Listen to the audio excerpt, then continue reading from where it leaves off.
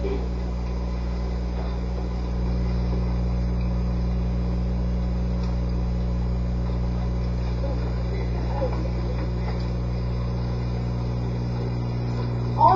butterflies and aqua sequins ensconced to its light bosom. Silk roses dart from behind her ears. The passion flower of Southwest Los Angeles meandered down Hoover Street past dark shut-in houses, where women from Louisiana shelled peas round 3 o'clock and sent their sons whistling to the store for fatback and black-eyed peas. She glittered in heat and seemed to be looking for rides when she wasn't, and absolutely eyed every man who wasn't lame, white, or nodding out. She let her thighs slip from her skirts. Crossing the street, she slowed to be examined.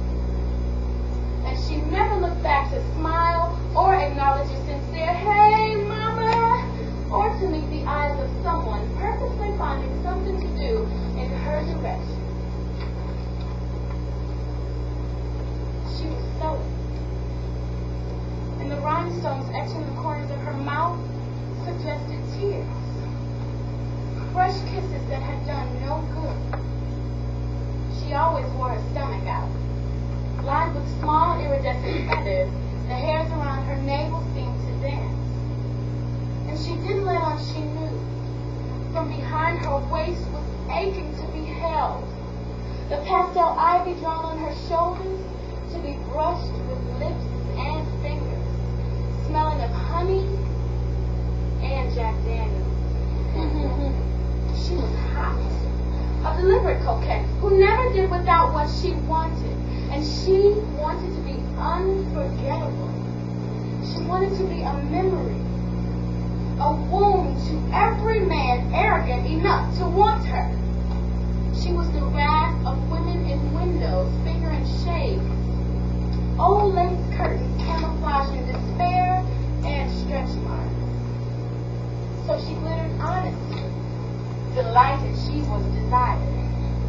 And she allowed those scheming, especially tactful suitors to experience her body and spirit tearing, so easily blending with theirs. And they were so happy, and lay on her lime sheets full and wet from her tongue. She kissed them reverently, even ankles, edges of beards.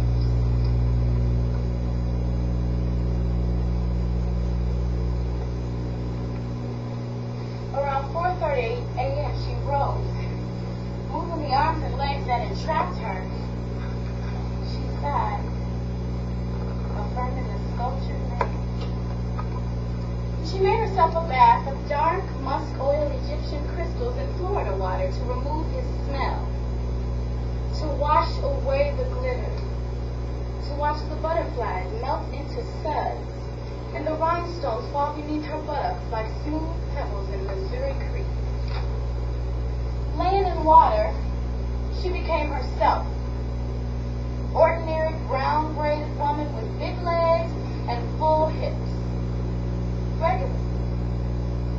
Seriously intending to finish her night's work, she quickly walked to her desk, straddled over her pillows and began. "You'll have to go now. I've got a lot of work to do and I can't with a man around. Here are your pants. There's coffee on the stove. Look, it's been nice, but I can't see you again. You got what you came for, didn't you?" And she smiled. And he would either mumble something about crazy bitches or just sit there dumbfounded. "Look, I couldn't possibly wake up with a strange man in my bed. Why don't you go home?" She could have been slapped upside the head or verbally challenged, but she never was.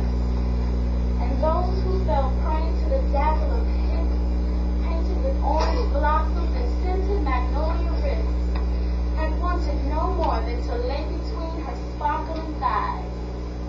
And she had been so divine, devastatingly bizarre the way her mouth fit round.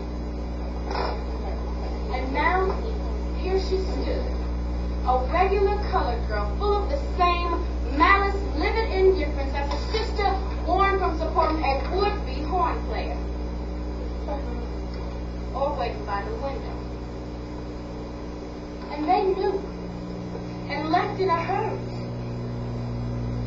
gather her tinsel and her rhinestones from the tub, and laugh gaily or vengeful. She stored her silk roses by her bed, and when she finished writing of the account of her exploit in a diary embroidered with lilies and moonstones, she placed the rose behind her ear and cried herself